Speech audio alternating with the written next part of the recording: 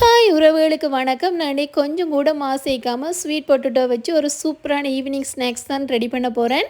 வாங்க எப்படி செய்யலான்னு பார்க்கலாம். இதுக்கு ஃபஸ்ட் நான் ஒரு ஸ்வீட் பொட்டேட்டோ எடுத்துருக்கிறேன். எடுத்து இதை தோலெல்லாம் நல்லா சீவி எடுக்க போகிறேன். தோலெல்லாம் நல்லா சீவி எடுத்துட்டு இதை நல்லா கழுவ போகிறேன். நல்லா கழுவி எடுத்துட்டு இதை நீராவியில் தான் அவிச்சு எடுக்க போகிறேன். அதால் குட்டி குட்டியாக கட் பண்ணுறேன். கட் பண்ணி எடுத்துட்டு இப்போ அடுப்பில் ஒரு பாத்திரம் வச்சு பாத்திரத்தில் ஒரு அரை அளவுக்கு தண்ணி வச்சு நல்லா கொதிக்க விட போகிறேன். தண்ணி கொதித்து வந்ததும் ஒரு இட்லி தட்டு வச்சு இந்த ஸ்வீட் பொட்டேட்டோ எல்லாத்தையும் அவிச்சு எடுக்க போகிறேன்.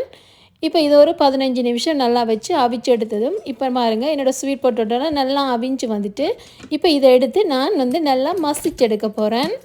நல்லா மசிச்சு எடுத்துட்டு அடுத்ததான் இதுக்கு ஒரு பெரிய சைஸ் அளவுக்கு வெங்காயம் எடுத்துருக்கிறேன். அதையும் குட்டி குட்டியாக கட் பண்ணி எடுக்க போகிறேன்.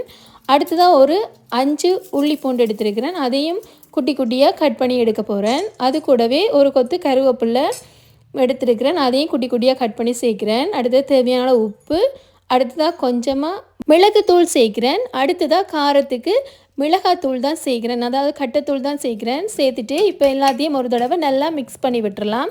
எல்லாம் சேரக்கூடிய மாதிரி மிக்ஸ் பண்ணி எடுத்துகிட்டு இப்போ குட்டி குட்டி உருண்டைகளாக உருட்டி இப்படி தட்டி எடுக்க போகிறேன்.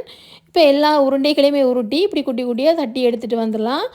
அடுத்ததாக இதை நான் தேங்காய் பூவில் தான் பிரட்டி எடுக்க போகிறேன். தேங்காய் பூவில் கொஞ்சமாக மேற்பக்கம் எல்லா பக்கமும் சேரக்கூடிய மாதிரி இப்படி பிரட்டி எடுத்துடலாம். இப்போ நான் தட்டி வச்சுக்கிற எல்லா இதையுமே இப்படி தேங்காய் பூவில் நல்லா பிரட்டி எடுக்க போகிறேன். இப்போ நான் எல்லாத்தையும் ரெடி பண்ணி எடுத்துட்டேன். அடுத்து அடுப்பு ஆன் பண்ணி அடுப்பில் ஒரு பேன் வச்சு பேன் சூடானதும் கொஞ்சமாக எண்ணெய் சேர்க்குறேன்.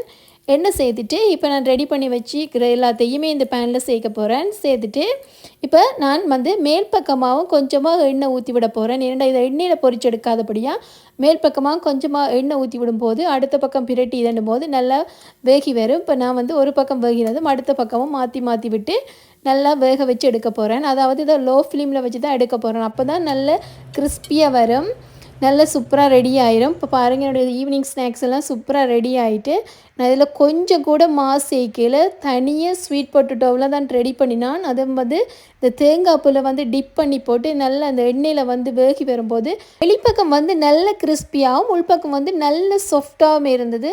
அதனால தான் நான் கொஞ்சம் கூட மாவு சேர்க்கலை. ஏன்னா மாவு சேர்த்தா அதோட ஸ்வீட் பொட்டேட்டோட டேஸ்ட் மாறிடும். அதனால தான் எதுவுமே சேர்க்காமல் தனியாக ஸ்வீட் பொட்டேட்டோவில் நான் ரெடி பண்ணியிருக்கிறேன். அது கூட இந்த தேங்காய்ப்பும் டிப் பண்ணி செய்யும்போது உண்மையிலேயே டேஸ்ட் வேறு லெவல்னு தான் சொல்லணும். நீங்கள் ட்ரை பண்ணி பாருங்கள். ட்ரை பண்ணி பார்த்துட்டு எனக்கு எப்படி இருக்குன்னு சொல்லுங்கள். உண்மையிலேயே இந்த வீடியோ உங்களுக்கு பிடிச்சிருந்தா லைக் பண்ணுங்கள், ஷேர் பண்ணுங்கள், மறக்காமல் சப்ஸ்கிரைப் பண்ணுங்கள். இது போல் நான் இன்னொரு வீடியோவில் சந்திக்கிறேன். ஓகே உறவுகளே, பாய்.